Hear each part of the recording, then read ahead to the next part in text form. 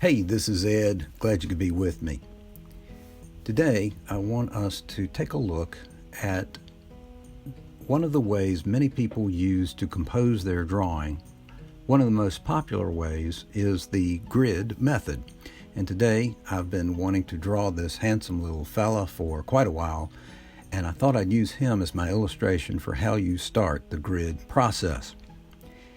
In many other grid method videos, you will see artists drawing grid lines over the photograph copy. But I like to save some time, so I bought a plastic see-through grid sheet from the local art supply dealer. And I have used this on any number of my sketches, especially 9 by 12 pieces and smaller. One of the things you want to do when you first start to draw a portrait is to get a photograph of your intended subject and make sure it is the same size as the picture that you want to draw, especially if you are a beginner. The grid method, which at first may seem more like a grind, is to train your eye for spatial accuracy. And it is a tool which can serve as a guide for easy measurement throughout your entire project. And second thing I would say is that you need to get a very clear image of what it is that you want to draw, because later on you're going to be coming back for a little bit more clarity where the points of the drawing should be. Now, I don't like the way this particular drawing is lining up. So you can see I'm trying to align the eyes so that they are proportionally equal in the blocks. And the prescribed centimeters can tell you exactly what the size of those eyes are going to be, the spacing of the nose, the distance between the ears. It's very easy, at least, to take a look at the start of your drawing from the very beginning to see the spatial distance of each part of your portrait. Now here I'm simply drawing centimeter lines down one side and across the top of the page, and I used a triangle so I can be reasonably sure my drawing is going to be accurate. Notice I'm not drawing every single line up and down the page. Only the important lines, as I think they may align to the parts of the face. As you can see, I put several dots where there were important pieces of the head from the photograph copy, and they are proportionally correct to the photograph. And then I place those dots onto the drawing in its appropriate place according to the grid.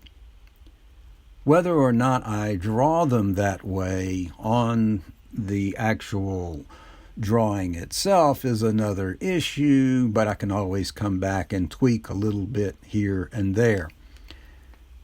Based on the photograph, I have the center line. It's very obvious with this dog.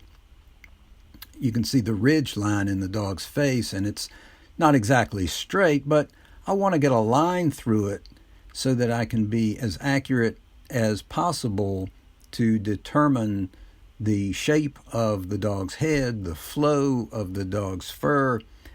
I know it's not straight, so there's going to be some curvature to it once I start drawing it, but I will also be able to make sure that ridge is in accordance with the picture later on.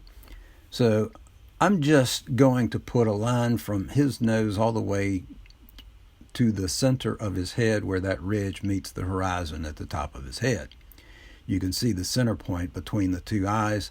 That is the focal point for the dog's face, and there is some curvature along that line, which will help me to be more accurate, and everything else divides across that line that I'm drawing: the ears, the nostrils, and of course the eyes. A dog's eye is, in this particular picture, is 1.5 centimeters across by the measurements, and it's going to be 1 centimeter tall.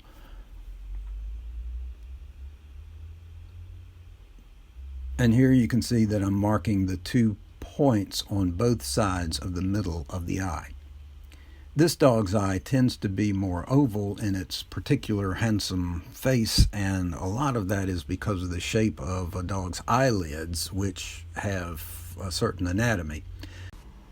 I've drawn so many dogs that I can almost tell where the curvatures of the bones are going to be in various breeds. I mean, just within a year's worth of drawing. There is a sort of a triangular piece about this dog's eye. An advanced art pupil can eyeball the outcome of this optical illusion.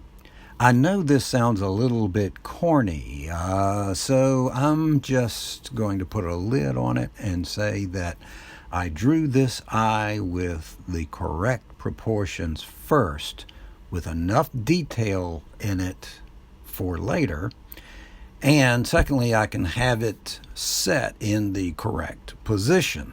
And third, I can start shading and blocking and detailing on the other side of the face, working from the left side and moving to the right side, so I won't constantly have to clean that side with all the potential smudge marks or mess up the eye that I've created. As a right-handed sketch artist, this is a common practice. Or you can simply put a piece of paper over that side, especially later in your drawing, and then come back and add all the fur and detail.